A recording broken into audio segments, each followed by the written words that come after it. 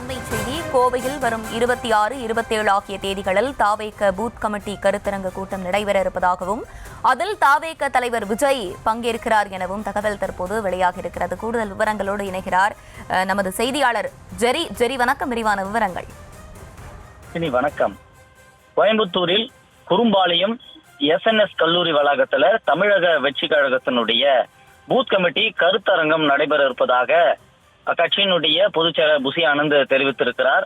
இந்த மாதத்தினுடைய 26 மற்றும் 27 தேதிகள்ல 2 நாட்கள்ல மொத்தம் 23 அக்கட்சியினுடைய மாவட்ட செயலாளர்கள் மற்றும் பூத் கமிட்டி ஏஜென்ட்டுகளுடன் அந்த கருத்தரங்கம் நடைபெற இருக்கிறது. இக்கட்சியினுடைய 2ஆம் ஆண்டு துவக்க விழாவின் போது விரைவில் பெரிய கட்சிகளான திமுக, அதிமுக போன்று பூத் கமிட்டி மாநாடு போன்று ஒன்று நடைபெறும் என்று விஜய் அறிவித்திருந்தார். அதன் அடிப்படையில் தற்பொழுது பூத் கமிட்டி கருத்தரங்கங்களாக நடத்த கட்சி திட்டமிட்டிருக்கிறது. அதன் அடிப்படையில் கோயம்புத்தூரில் இந்த மாதம் 26, 27 ஆகிய தேதிகள்ல நடைபெறும் என்று அதிகாரப்பூர்வ அறிவிப்பு வெளியாகி இருக்கிறது.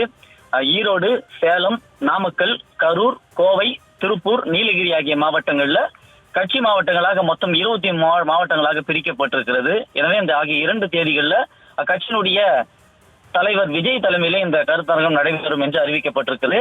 அக்கட்சியினுடைய தேர்தல் பிரிவு மேலாண்மை பொதுச் செயலாளருடைய ஏற்பாட்டில் இந்த நிகழ்ச்சியானது நடைபெற இருக்கிறது.